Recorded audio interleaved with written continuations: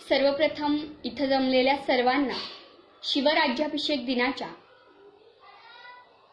हार्दिक हार्दिक शुभेच्छा।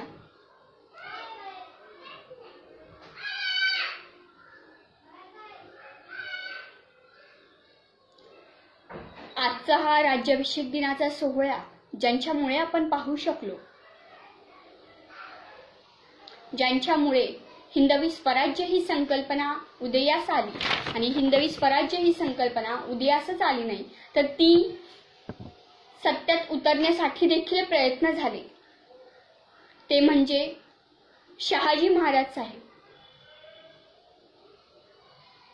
आपल्या पतीप्रमाणेच परकीय गुलामगिरीतून मुक्तता मिळवण्याची धडपड करणाऱ्या, त्याचबरोबर गरीब रयतेवर होणारे अत्याचार पाहू न शकणाऱ्या राजमाता जिजाबाई, आपल्या आई वडिलांनी दोघांनी बघितलेलं स्वप्न हे पूर्णत्वाच्या दिशेने नेणारे छत्रपती शिवाजी महाराज, त्याचबरोबर जे छत्रपती शिवाजी महाराजांनी निर्माण केलेलं हिंदवी स्वराज्य होतं तर ते योग्य पद्धतीने त्यांच्या 9 वर्षाच्या कारकिर्दीतच योग्य पद्धतीने जपणारे आणि त्याचबरोबर विस्तार करणारे छत्रपती संभाजी महाराज,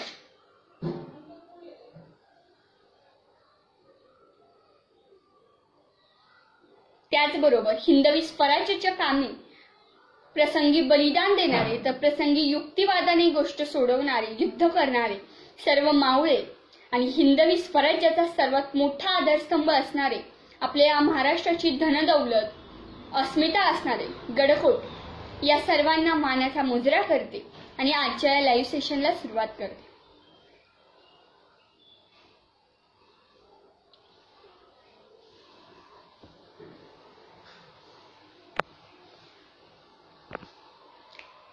हिंदवी स्वराज्य काय होतं? हिंदवी स्वराज्य कशामुळे हिंदवी स्वराज्य निर्माण झालं,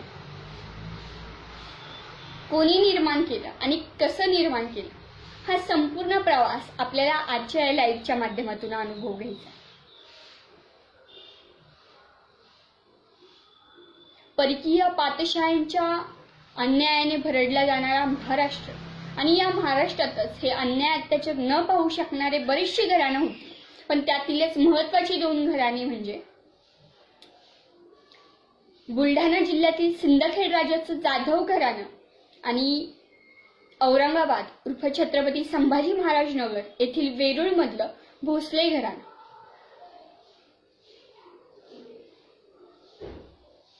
या जाधव घराण्यातील जिजाऊ, त्याचबरोबर भोसले घराण्यातील शहाजी राजे यांचा विवाह झाला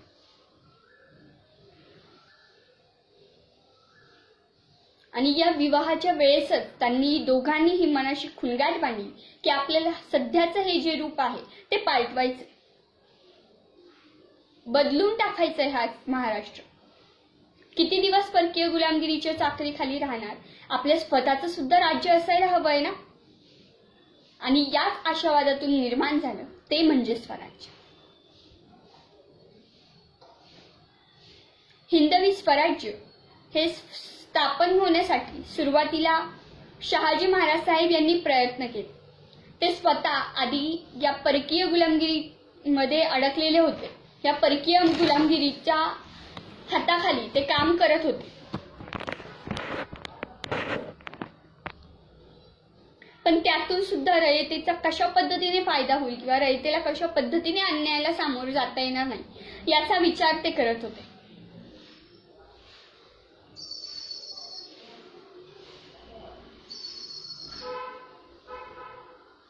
आणि त्यामुळे त्यांना हिंदवी स्वराज्य निर्माण करताना कुठल्याही जास्त अडचणी रयतेकडून मिळाल्या नाहीत।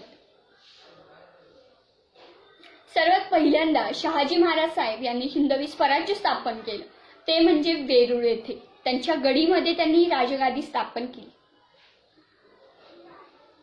त्यावेळेस त्यांना सर्वात पहिल्यांदा मदत करणारे होते ते म्हणजे त्यांचे कुटुंबीय, म्हणजेच त्यांच्या पत्नी राजमाता जिजाऊ साहेब आणि त्यांच्या आऊसाहेब उमाबाई साहेब। उमाबाई साहेब या निंबाळकर घराण्यातून आलेल्या होत्या। त्याचबरोबर राजमाता जिजाऊ साहेब यांचं आजोळ म्हणजेच यांच्या मातोश्री म्हाळसाबाई उर्फ गिरिजाबाई या सुद्धा निंबाळकर घराण्यातल्याच होत्या. म्हाळसाबाईंच्या भाची म्हणजेच उमाबाई होत्या.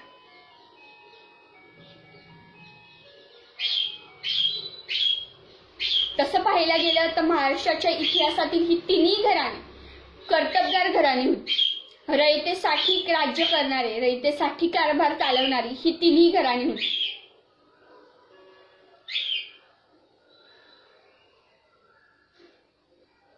आणि त्यामुळेच या तिन्ही घराण्यांचा मिलाप एकत्र झाला तो म्हणजे भोसले घराण्यात.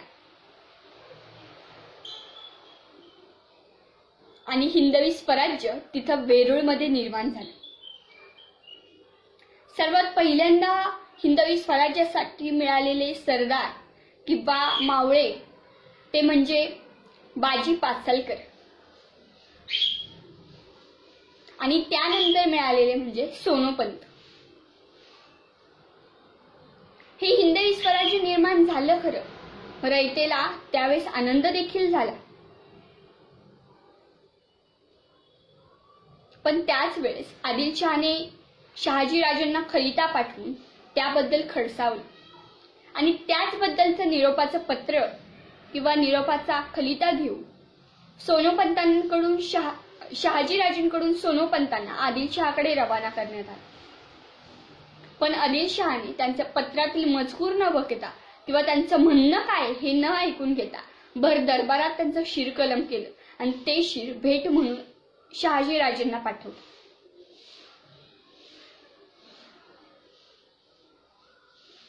शहाजीराजांना ते शिर बघून स्वराज्य कुठंतरी ढासळत चालले असं वाटू लागलं होतं. पण त्याच वेळेस राजमाता आऊसाहेब म्हणजेच जिजाऊ साहेब यांनी त्यांना प्रेरणा दिली. सोनोपंत यांचा तर मृत्यू झालाच, पण त्यानंतर त्यांच्या पत्नीने त्यांचा मुलगा यांना देखील स्वराज्याच्या सेवेत घातले. अशा पद्धतीने एक एक मातब्बर सरदार हे स्वराज्याच्या कामी येत होते. पण तरी ते स्वराज्य निजामशाहीच्या भीतीमुळे त्यावेळेस संपुष्टात आलं. कारण की निजामशाहीचा दरबार हा औरंगाबाद उर्फ छत्रपती संभाजी महाराज नगर येथील देवगिरी उर्फ दौलताबाद या किल्ल्यात होता आणि त्यामुळे तिथून वेरूळ खूप जवळ होतं. त्यामुळे स्वराज्याला खूप मोठा धोका तिथे होता आणि त्यामुळे हिंदवी स्वराज्य तिथे नष्ट झालं. त्यानंतर हिंदवी स्वराज्य पुन्हा एकदा महाराजांनी स्थापन केलं. पण ते स्वराज्य निर्माण केलेलं पाहून आदिलशहाला खूप चिड आली. मग आदिलशहाने महाराजांचा प्रदेश म्हणजेच पुणे जहागीरदारीवर मुराद जगदेव यांना पाठवलं. मुराद जगदेवांनी पुण्याची नासाडी केली. पुणे तिथे काय होणं असं असणाऱ्या पुण्याची पूर्णतः धामधूम केली. पुण्यात त्यानंतर कोणी चिरूट पाखरू सुद्धा फिरकत नव्हतं अशा पद्धतीची नासधूस मुराद जगदेव यांनी केली होती. ज्या मातीतून घाम काढणारा शेतकरी फिरणार होता किंवा बैलांचा नांगर फिरणार होता, त्याच शेताच्या मातीतून गाढवांचा नांगर फिरवला या मुराद जगदेवाने.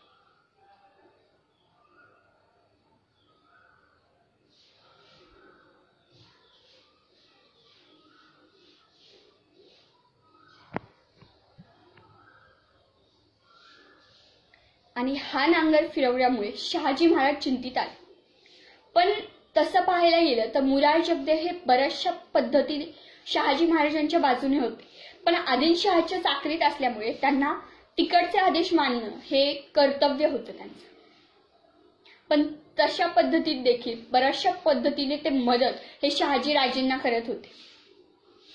रुस्तम खान आणि रणदुल्ला खान यांच्या मदतीने ते प्रत्येक पद्धतीची मदत शहाजीराजेंना करत होते. हिंदवी स्वराज्याचा कारभार योग्य पद्धतीने चालू देखील होता. आणि अशातच हिंदवी स्वराज्याचा कारभार कसा चाललाय, हिंदवी स्वराज्यातील रयत सुखी आहे का, हे बघण्यासाठी जिजाऊ आणि शहाजीराजे वेषांतर करून गावागावात फिरत होते. त्यावेळेस त्यांना आलेला अनुभव खूप चांगला होता. रयत सुखी होती, रयत राजाचं नाव घेत होती. आणि त्यामुळे शहाजीराजे सुद्धा भरून पावत होते की आपण केलेलं काम कुठेतरी चीज पावते.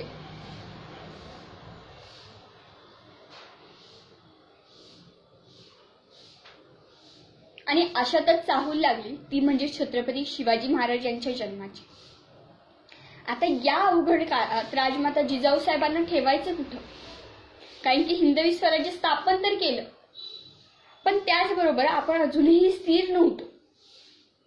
हिंदवी स्वराज्याला अजूनही जास्तीत जास्त प्रमाणात निजामशाही, आदिलशाही, मुघलशाही यांचा धोका होताच. मग अशा पद्धतीत राजमाता जिजाऊ साहेबांना ठेवण्यात आलं ते म्हणजे पुण्यातील जुन्नर तालुक्यातील शिवनेरी किल्ल्यावर. या सर्व धामधुमीच्या काळात छत्रपती शिवाजी महाराजांचा जन्म 19 फेब्रुवारी सन 1630 रोजी शिवनेरी किल्ल्यावरती झाला. शिवनेरी किल्ल्यावरती महाराजांचा जन्म झाल्यानंतर तर त्यांच्या वडिलांना जास्तच भीती वाटत होती की चुकून माकून जर मुघलांना म्हणजे मुघल बादशाह शहाजहानला शहाजीचा कुटुंब कबिला शिवनेरी किल्ल्यावर आहे अशी जर खबर लागली तर तो कुटुंब कबिला ताब्यात घेईल आणि आपले हिंदवी स्वराज्य तिथंच नेस्तनाबूत होईल.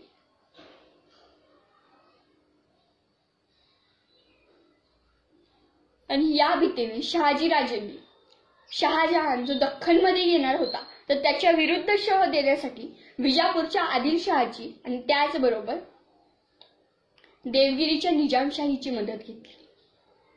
हे दोघंही मदत करायला तयार झाले, कारण की शहाजहान खुद्द दख्खनेत येतोय म्हणजे त्यांच्या सत्तांवर देखील हस्तक्षेप होणार होता.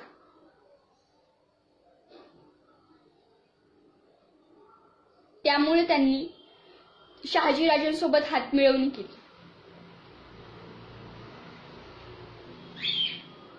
शहाजीराजांवर सर्वात पहिलं महत्वाचं आलेलं संकट म्हणजे महाबत खानाचं. याच महाबत खानाने शहाजीराजांनी ज्या काळात राजमाता जिजाऊ साहेबांना शिवनेरी किल्ल्यावर ठेवलं त्याच कालावधीत याच महाबत खानाने शहाजी महाराजांचे चुलत बंधू च्या पत्नी यांना पकडून नेलं होतं आणि त्यांच्यावर जबरदस्ती केली होती. आता हा बदला देखील महाराजांना घ्यायचा होता आणि त्याचबरोबर स्वराज्यावरती जो चालून आलाय यामुळे देखील बदला घ्यायचा होता. अशा या 3 पद्धतीच्या शायांची एकत्रता येऊन महाबत खानाचा बऱ्यापैकी पराभव होत होता. पराभव झाला देखील, पण त्यानंतर महाबत खानाने शहाजीराजांच्या तळावर हल्ला चढवला आणि त्याच वेळेस शहाजहान जुन्नरमध्ये आला होता. शहाजहानला खबर लागली होती की शहाजीचा कुटुंब कबिला हा शिवनेरी किल्ल्यावरती आहे.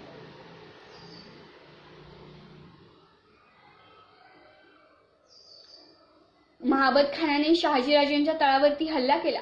तो हल्ला परतून लावण्यासाठी निजामशाही पुढे आली. पुढच्या बाजूने आदिलशाहीने हल्ला केला, मागच्या बाजूने निजामशाहीने हल्ला केला. आदिलशाहीकडून महाबत खान हरला, पण मागे असणाऱ्या निजामशाहीकडून तो जिंकला. निजामशाही पराभूत झाली, निजामशाही तिथेच नष्ट पावली.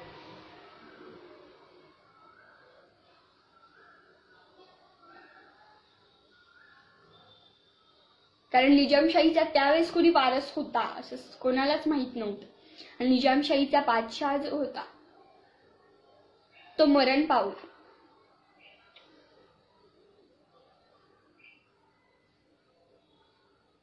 आणि या सर्वांमुळे शहाजीराजांवर देखील दडपण यायला लागले की आता आपल्या कुटुंब कबिल्याला कसं सांभाळायचं. शेवटी आदिलशाही सैन्याने देखील हार मानली. आदिलशाही सैन्याने देखील ती युती तोडली आणि नाईलाजास्तव शहाजीराजेंना शहाजहानला सामोरं जावं लागलं.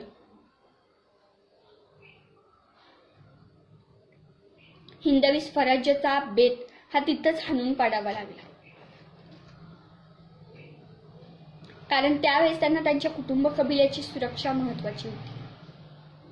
ती त्यांना योग्य पद्धतीने शहाजहानशी वाटाघाटी करून बोलणी करून त्यांनी शहाजहानची चाकरी पत्करली आणि कुटुंब कबिल्याची सुखरूपपणे शिवनेरी किल्ल्यावरून सुटका करून घेतली.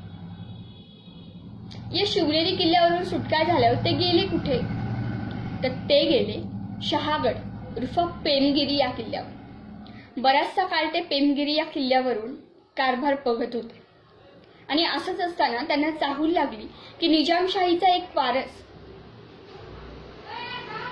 मुर्तजा निजाम हा अजून जिवंत आहे. शहागडाच्या जवळच असणाऱ्या कुठल्या तरी एका किल्ल्याच्या पायथ्याशी त्याची आई त्याला वेश बदलून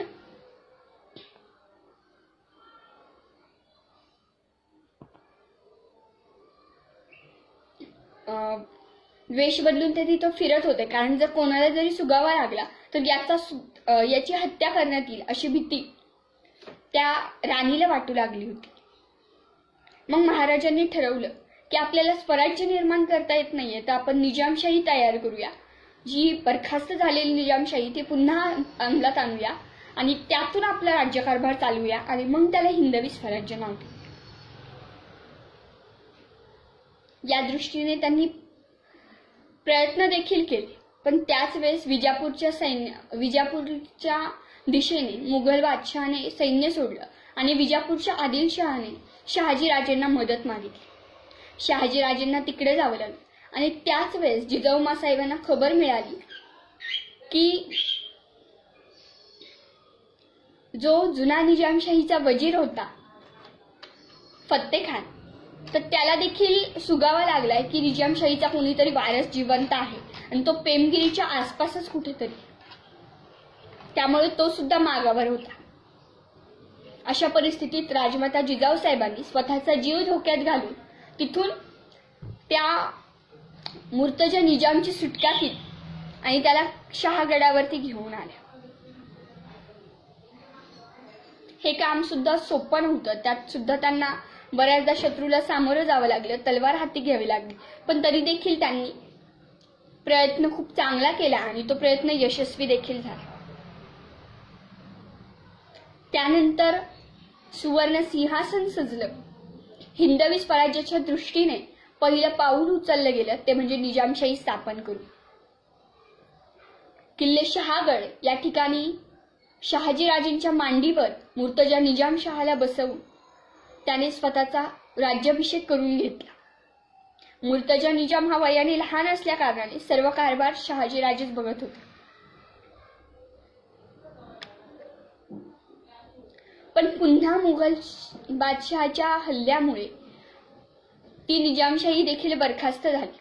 शेवटी त्यांना त्यांचा मुक्काम माहुली किल्ल्यावर हलवायला लागला आणि तिथून मग पुन्हा शहाजीराजांनी शहाजहानशी बोलणी करून स्वतःला त्यांच्या चाकरीत घेतलं आणि शहाजहानच्या नाही आदिलशहाच्या चाकरीत घेतलं आणि त्यानंतर आपल्या मुलांचा त्याचबरोबर राजमाता जिजाऊ साहेबांची सोय त्यांनी पुण्यातील लाल महाल येथे केली आणि स्वतः बंगळूर येथे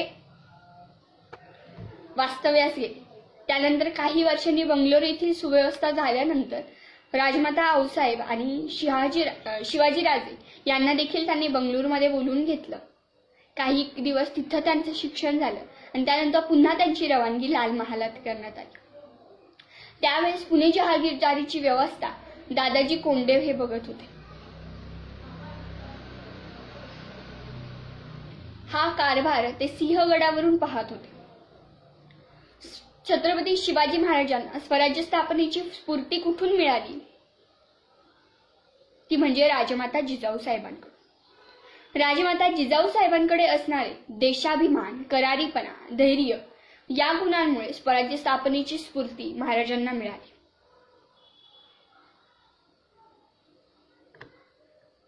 एप्रिल 1645 मध्ये रायरेश्वरी महाराजांनी काही मुठभर मावळ्यांसोबत स्वराज्य स्थापनेची शपथ घेतली.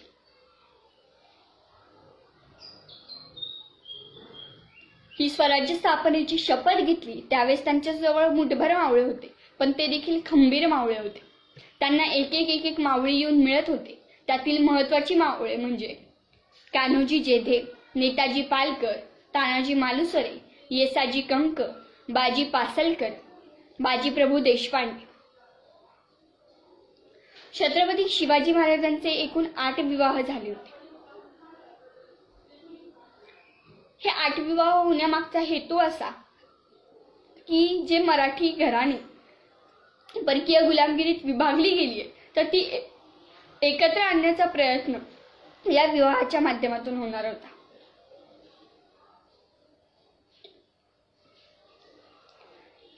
या विवाहाच्या माध्यमातून कोणती कोणती घराणी जोडली गेली?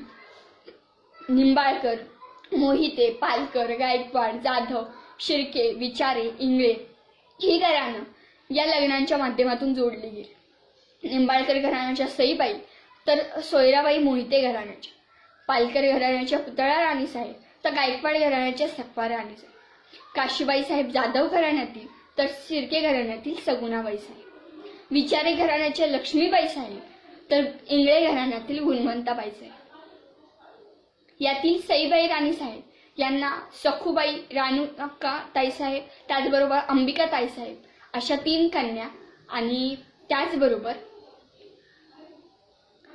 छत्रपती संभाजी महाराज हे पुत्र झाले. सोयरा राणी साहेबांना दीपाबाई नावाच्या कन्या झाल्या आणि त्याचबरोबर छत्रपती राजाराम महाराज यांच्या पोटी आले. त्याचबरोबर सकवार राणी साहेब यांना कमल नावाची एक कन्या होती आणि सगुणाबाई राणी साहेब यांच्या पोटी राजकुंवरबाई साहेब जन्माला आल्या.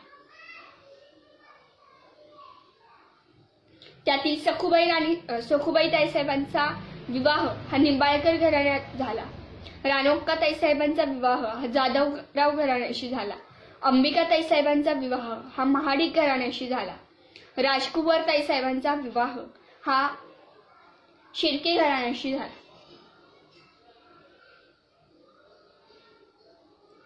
सुरुवातीला ज्यावेळेस शिवाजी महाराजांनी हिंदवी स्वराज्य स्थापनेची शपथ घेतली तर त्यावेळेस त्यांच्या हातात पुण्याचा प्रदेश होता की जो आदिलशहाने जहागिरी म्हणून शहाजीराजेंना दिलेला होता.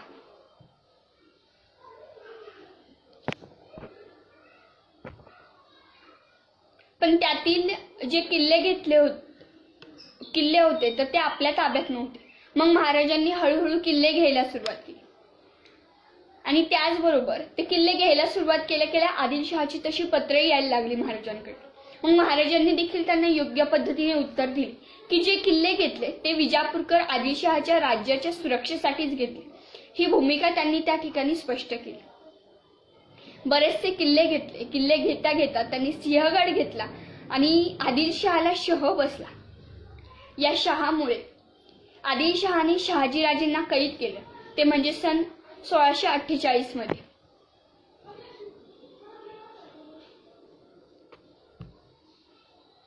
आणि त्याचबरोबर सरदार देखील पाठवले महाराजांवर हल्ला करण्यासाठी. पुरंदरची लढाई झाली, त्यात बाजी पासलकर यांना हुतात्म्य पत्करावं लागले. इकडे महाराष्ट्रात शिवाजी महाराजांवरती देखील सरदार पाठवले आणि त्याचबरोबर बंगळूरमध्ये संभाजी महाराजांवर देखील हल्ला चढवण्यात आला.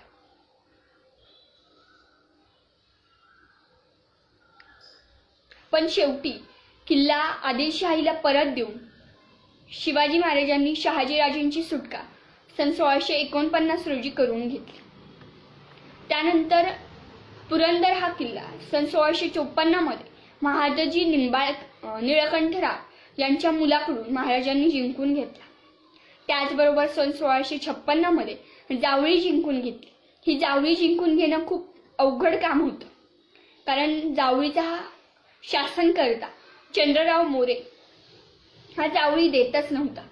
शेवटी त्याला शह दिला आणि तो शेवटी त्याला शह इतक्या मोठ्या प्रमाणात बसला की तो घाबरून रायरीच्या किल्ल्यावर जाऊन बसला, ज्याला आपण आता रायगड किल्ला म्हणून ओळखतो. महाराजांनी रायगड किल्ला सुद्धा जिंकून घेतला आणि जावळी ही चंद्रराव मोरेच्या कचाट्यातून सुटली. या जावळी प्रांतातील सर्वात महत्वाचा किल्ला होता तो म्हणजे प्रतापगड. या प्रतापगडालाच कोकणच्या वाटेवरचा पहारेकरी म्हणून देखील ओळखलं जायचं, कारण कोकणच्या वाटेवर किंवा कोकणच्या सुभ्यावर लक्ष ठेवायचं असेल तर जावळीमधून प्रतापगडावरून आपण लक्ष ठेवू शकत होतो. महाराजांनी एक भूमिका घेतली होती की राष्ट्राचं संरक्षण हे दुर्गांकडून होतं. राज्य गेले आणि दुर्ग आपल्याकडे असतील तर राज्य मिळवता येतं, पण जर दुर्ग आपल्याकडे नसतील, फक्त राज्य असेल तर दुर्ग आपल्याला मिळवता येणं अशक्य असतं किंवा खूप कठीण असतं, कारण की खालून हल्ला करणं खूप अवघड जातं. आणि त्याचबरोबर किल्ल्यात जर दुर्ग दुसऱ्याच्या ताब्यात असेल आणि राज्य आपल्या हातात असेल तर त्या किल्ल्यावरून दुर्गावरून होणाऱ्या जो किल्लेदार असेल त्याच्याकडून रयतेचे होणारे अत्याचार हे सुद्धा पराकोटीचे असतात. आणि त्यामुळे महाराजांनी दुर्ग जिंकणे म्हणजेच किल्ले जिंकणे हे महत्वाचं भूमिका त्यांनी घेतली होती. त्यानंतर महाराजांनी सन 1657 मध्ये कल्याण भिवंडी घेतली आणि आरमार स्थापना किंवा आरमारीची बांधणी सुरुवात केली. त्यानंतर 1658 मध्ये माहुलीचा किल्ला घेतला. या सर्व हालचालींमुळे विजापूरकर आदिलशहाला शह बसत होता आणि त्यामुळे आदिलशहाने शिवाजी महाराजांचा बंदोबस्त करण्यासाठी बडी बेगम हिने अफजल खानाला रवाना केले. एप्रिल 1659 मध्ये अफजल खान विजापूरहून निघाला. विजापूरहून निघाला खरा तो, पण त्याने तो काही शांतीत निघाला नव्हता. विजापूरवरून तो निघाला आणि त्याने येता येता वाटेतील रयतेला त्रास द्यायला सुरुवात केली होती. त्याचबरोबर पंढरपूरच्या पांडुरंगाचं मंदिर आणि तुळजापूरच्या तुळजाभवानी आईचं मंदिर त्याने उद्ध्वस्त केलं, मूर्तीची विटंबना केली आणि त्याचबरोबर बजाजी लिंबाळकर यांना कैद केला आणि त्यांचं धर्मांतर केलं. आदिलशाहीचा असा आदेश होता अफजल खानाला की शिवाजीला कैद करा किंवा जमल्यास ठारच मारा. आता महाराजांपुढे पेच होता, कारण की स्वराज्यावरचं हे सगळ्यात पहिलं संकट होतं आणि हे पहिलं संकट कसं सोडवायचं. तर महाराजांनी युक्ती केली. वाई प्रदेशाचा चांगला जाणकार हा अफजल खान होता, याला याच प्रदेशात आसमानी धाडायचं. त्यासाठी प्रतापगडाची निवड केली आणि या सर्व गोष्टी घोडदळाचं प्रमुख पद हे नेताजीराव पालकर यांच्याकडे होतं, तर पायदळाचं प्रमुख मोरोपंत पिंगळे यांच्याकडे होते.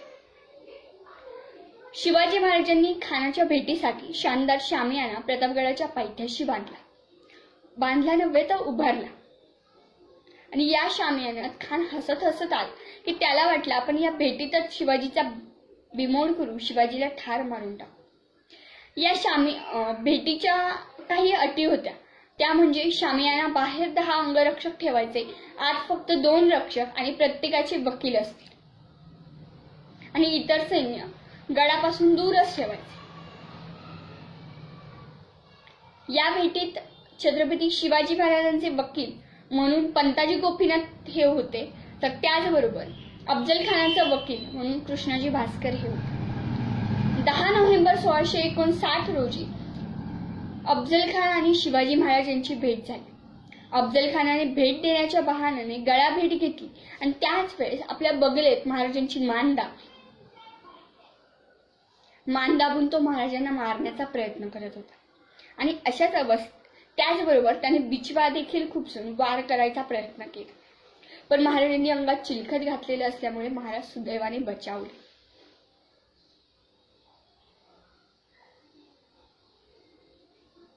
आणि अशातच महाराजांनी अफजल खानाच्या पोटात बिचवा खुपसला आणि त्याचबरोबर आपल्या बोटात लपवलेल्या वाघनखांनी त्याचा कोथळाच बाहेर काढला खान पडला आणि हे बघून सय्यद बंडा महाराजांवरती धावून आला तर त्याला जिवा महालाने त्याचा प्राण घेतला आणि त्यामुळेच अशी म्हण रूढ झाली की होता जिवा म्हणून वाचला शिवा. खरे तर अफजल खानाचं संकट हे स्वराज्यावरती आलेलं सर्वात पहिलं संकट होतं आणि त्याचबरोबर हे संकट ज्या पद्धतीने त्यांना बाहेरून संकटाचा सामना करायचा होता तर त्याचबरोबर त्यांना त्याच कालावधीत घरगुती संकट देखील होतं. 14 मे 1657 मध्ये छत्रपती संभाजी महाराजांचा सईबाई राणी साहेबांच्या पोटी पुरंदरावरती जन्म झाला. पण तेव्हापासूनच सईबाई राणी साहेबांची प्रकृती खालावली होती आणि त्यामुळे त्याच कालावधीत म्हणजे अफजल खानाला भेटायच्या आधी 2 महिने 5 सप्टेंबर 1659 रोजी सईबाई राणी साहेबांचं राजगडच्या पायथ्याशी निधन झालं.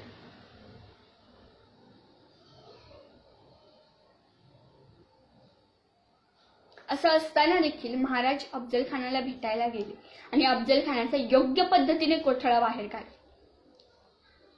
आणि त्याचबरोबर महाराजांनी या लढाईत संपत्ती सुद्धा भरपूर लुटली. याच लढाईत हंबीरराव मोहिते यांनी जवळपास 600 अफजल खानाचं सैन्य कापलं आणि त्यामुळेच त्यांना हंबीरराव हा किताब देण्यात आला होता.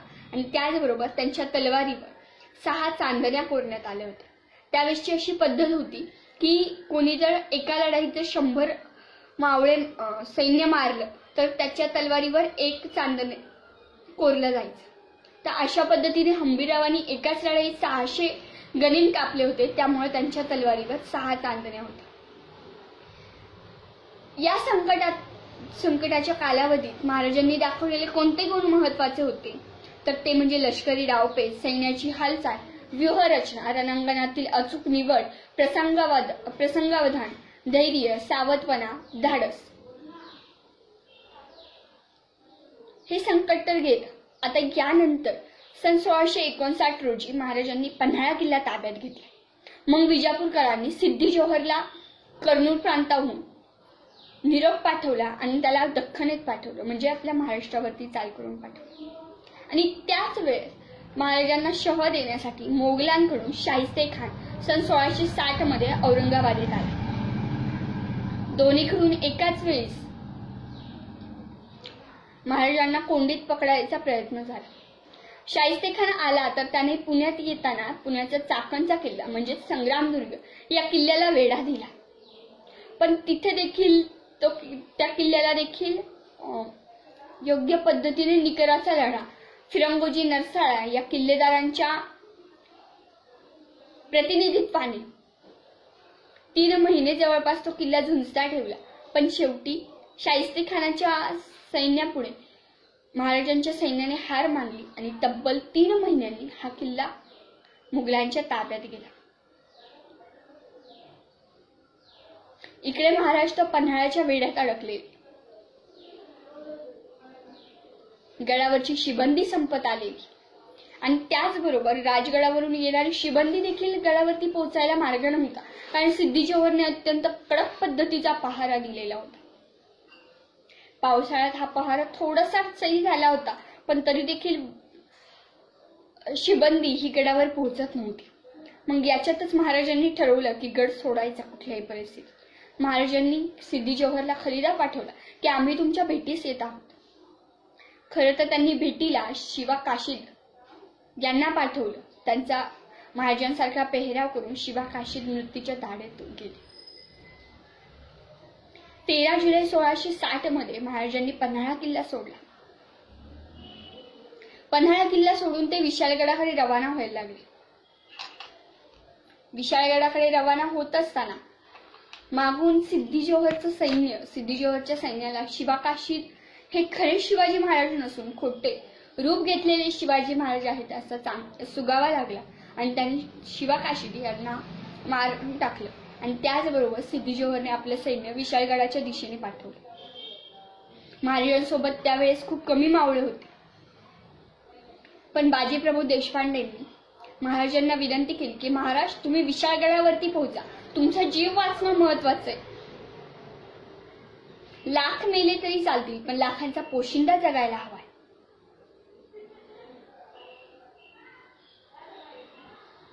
महाराज तुम्ही विशाळगडावरती जा.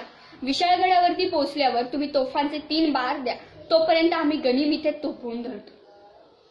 घोडखिंडीत रणसंग्राम चालू झाला. महाराज विशाळगडाकडे हळूहळू रवाना व्हायला लागले आणि तोच सिद्धिजोहरचं सैन्य त्या घोडखिंडीत आले.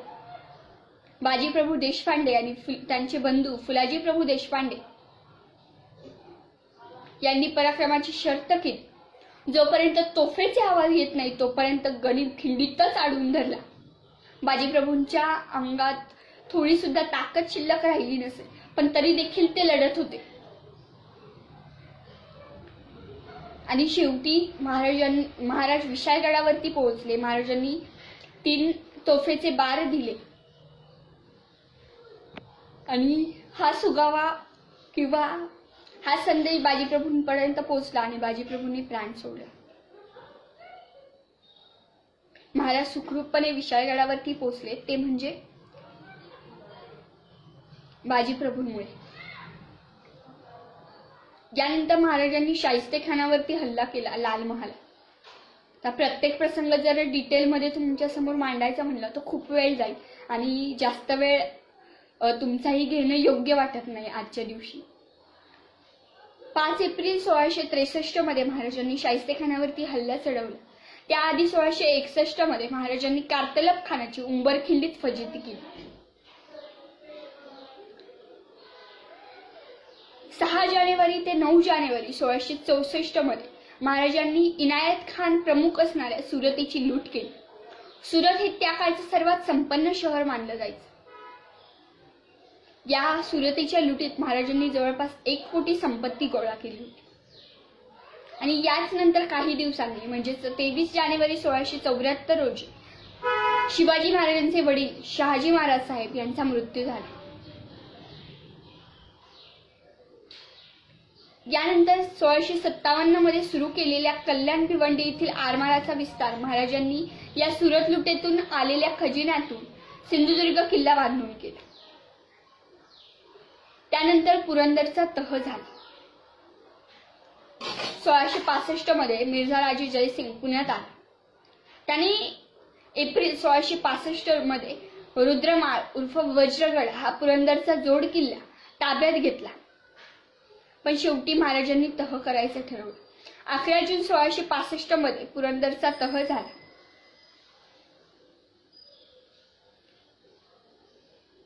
या पुरंदरच्या तहात ओलीस म्हणून राहायचं जबाबदारी ही संभाजी महाराजांवरती आलेली होती.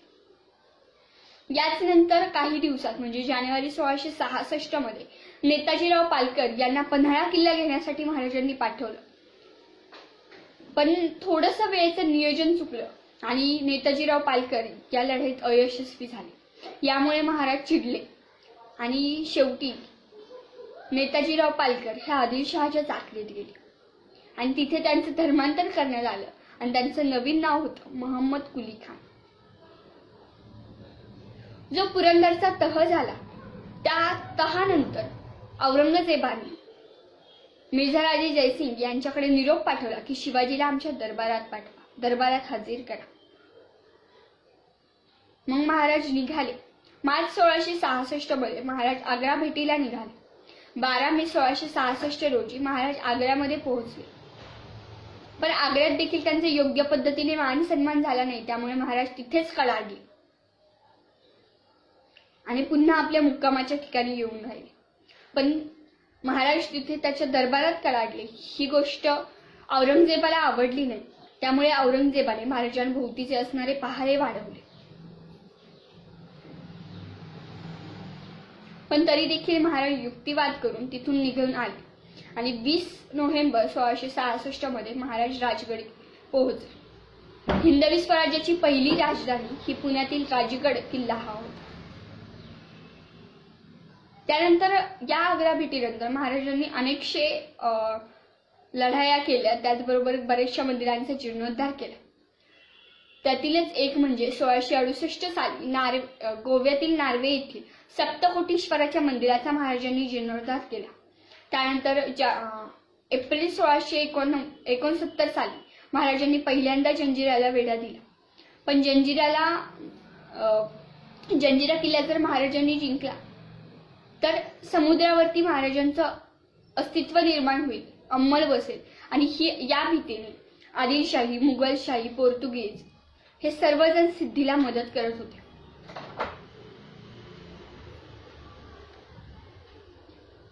आणि प्रसंगी महाराजांची तिथे हार झाली. याच नंतर 4 फेब्रुवारी 1670 रोजी सिंहगड किल्ल्यावरती तानाजी मालुसरेंचं बलिदान आलं. आपल्या पोटच्या गोळ्याचं लग्न सोडून तानाजी मालुसरे स्वराज्यासाठी सिंहगडाच्या लढाईवर गेले. आणि तानाजी मालुसरेंच्या बलिदानामुळे या सिंहगड किल्ल्याला कोंढाणा किल्ल्यावरून सिंहगड हे नाव पडलं होतं. त्यावेळेस महाराज बदले होते. गड आला पण सिंह गेला. या सिंहगडाच्या लढाईनंतर महाराजांनी सुरतेवरती पुन्हा एकदा छापा घातला आणि त्यात जवळपास 50 लाखाची लूट महाराजांनी केली. त्यानंतर सुरतेवरून आल्यानंतर मुघल बहादूर खान हा स्वराज्यावरती चालून आला. 1671 मध्ये साल्हेर या किल्ल्याला वेढा दिला. नाशिकमधील साल्हेर हा किल्ला सर्वात उंच किल्ला, महाराष्ट्रातील उंचीने सर्वात पहिला किल्ला हा साल्हेर किल्ला होता. आणि या किल्ल्यावरती हल्ला बहादूर खानाने केला. त्यावेळेस हा हल्ला परतून लावण्याचं काम सुयाजीराव काकडे यांनी केलं. सुयाजीराव काकडे यांना या लढाईत वीरमरण आलं. त्यांची समाधी साल्हेर या किल्ल्यावरती झाली. या समाधीवरती चंद्रतारे कोरलेले आहेत, चंद्रसूर्य तारे कोरलेले आहेत, की ज्याचा अर्थ असा होतो की जोपर्यंत चंद्र सूर्य तारे आहेत तोपर्यंत सूर्यजीराव काकडे यांचं बलिदान संपूर्ण राष्ट्राला माहिती असेल किंवा ज्ञात असेल. सूर्यजीराव काकडे यांचं बलिदान महाराष्ट्र विसरणार नाही. या पराभवानंतर बहादूर खानाने भीमा नदी काठी म्हणजेच अहमदनगरमध्ये श्रीगोंद्याच्या जवळ पेडगाव येथे बहादूरगड बांधला होता. अशा पद्धतीने स्वराज्याची वाटचाल चालू होती. आणि अशातच स्वराज्याचा राज्याभिषेक करून द्यावा अशी राजमाता आऊसाहेबांनी शिवाजी महाराजांसमोर मांडली. पण स्वराज्यातील सर्वात सीमेवरचा पन्हाळा किल्ला आपल्या ताब्यात नाहीये ही खंत महाराजांनी बोलून दाखवली. आणि त्या पद्धतीने महाराज कोंडाजी फर्जंद यांना हुकूम केला की तुम्ही तो किल्ला घ्या. मार्च 1673 मध्ये कोंडाजी फर्जंद यांनी बेशक खान उर्फ बाबू खाना विरुद्ध त्या किल्ल्यावरती हल्ला केला. बेशक खान उर्फ बाबू खानाला मारून टाकलं आणि अवघ्या 60 मावळ्यांनीशी तो किल्ला आपल्या ताब्यात घेतला. त्यानंतर 1673 मध्ये उमराजी येथे प्रतापराव गुजर यांनी बहलोल खानाला कोंडलं, पण तो तिथून सुटला. आणि याचाच बदला त्यानंतर काही दिवसातच 24 फेब्रुवारी 1674 मध्ये नेसरी येथे 7 वीरांसह प्रतापराव गुजर यांनी घेतला. ते 7 वीर कोणते तर विसाजी बल्लाळ, दीपाली राऊतराव, विठ्ठल अत्रे, कृष्णाजी भास्कर, सिद्धी हिलाल, विठोजी आणि खुद्द प्रतापराव गुजर. या लढाईत प्रतापराव गुजर यांना हुतात्मा पत्करावं लागलं. त्यानंतर त्यांच्या कन्या जानकीबाई यांचा विवाह महाराजांनी त्यांचे धाकटे चिरंजीव राजाराम महाराज यांच्याशी करून दिला होता. याआधी नेताजीराव पालकर यांच्याकडे असणारे सरसेनापती पद आता कोणाकडे जाणार? तर 6 मार्च 1674 मध्ये हे सरसेनापती पद हंसाजीराव मोहिते उर्फ हंबीरराव किंवा हंबीर मामा यांना देण्यात आले. आणि अशातच राज्याभिषेकाचा घाट घालण्यात आला. मोगलांचं सैन्य उत्तरेत गुंतलेलं होतं तर विजापूरकर हतबल होते आणि अशातच राज्याभिषेकासाठी योग्य पोषक वातावरण होतं. त्यामुळे महाराजांनी राज्याभिषेक करून घ्यायचं ठरवले. काशीचे गागा भट्ट यांच्या हस्ते तो राज्याभिषेक सोहळा झाला. या राज्याभिषेक सोहळ्यातील काही विधी मी तुमच्या समोर मांडते. 19 मे 1674 मध्ये महाराजांची मुंजे झाली. त्यानंतर 30 मे रोजी उपनयन, तुलादान, तुला पुरुषदान हे विधी झाले. त्यानंतर 31 मे रोजी महाराजांचे पुन्हा सोयरा राणीसाहेब यांच्यासोबत विवाह लावण्यात आला. त्यानंतर 1 जून रोजी इंद्रिय शांतीसाठी यज्ञ करण्यात आला आणि या यज्ञासाठी उपस्थित असणाऱ्या ब्राह्मणांना सुवर्ण होऊन दक्षिणा म्हणून देण्यात आल्या होत्या. 2 जून रोजी राहिलेला या यज्ञाचा भाग पूर्ण करण्यात आला. 3 जून रोजी या यज्ञाची उत्तरपूजन करण्यात आलं. 4 जून रोजी निवृत्ती याग हा याग करण्यात आला होता. 5 जून रोजी जलपूजा करण्यात आली होती. ज्या सप्तनद्यांचं पाणी हे राज्याभिषेकासाठी आणलं गेलं होतं तर त्यांचे पूजन करण्यात आलं. त्या पूजनानंतर ते उरलेलं पाणी हे रायगडाच्या बालेकिल्ल्याजवळ असणाऱ्या तलावात सोडण्यात आलं आणि त्यामुळेच त्या तलावाला गंगासागर असं नाव पडलं होतं.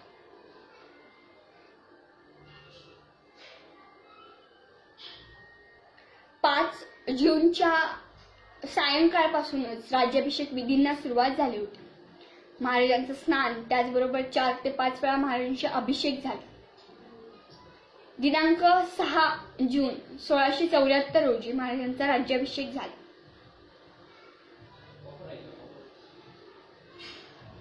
पहाटेच महाराजांचा राज्याभिषेक झाला. महाराज सिंहासनावरती बसले. रयतेचा राजा सिंहासनावरती बसला. मराठी मुलखाला राजा मिळाला. मराठी मुलखाला छत्रपती मिळाला. हा राज्याभिषेक झाला कधी? तो म्हणजे ज्येष्ठ शुद्ध त्रयोदशी म्हणजेच मुस्लिम कालगणनेनुसार 10 रबीबला खमस सबेन आलफ म्हणजेच 6 जून 1674 रोजी. अखिल भारतवर्षाला चिरंतन काळासाठी प्रेरणा देणाऱ्या एका सोनेरी पर्वाची ती नांदी होती, जी सर्वसामान्य रयतेच्या मनात कोरली गेली. असा हा राज्याभिषेकाचा सोहळा होता. महाराज राज्याभिषेकानंतर 32 मन सुवर्ण सिंहासनाकडे वाट चालवत होते. त्यांना प्रत्येक पायरीवर त्यांच्या साथीदारांची आठवण येत होती. पहिल्या पायरीवर त्यांना, महाराज, मी आयुष्यभर शिवा काशीत न्हावे म्हणून जगलो, पण मरण तरी मला शिवाजी महाराज म्हणून येऊ द्या, असं म्हणणारा शिवा काशीला आठवला. त्याचनंतर दुसऱ्या पायरीवर महाराजांना, महाराज, तुम्ही बिनधास्तपणे जा,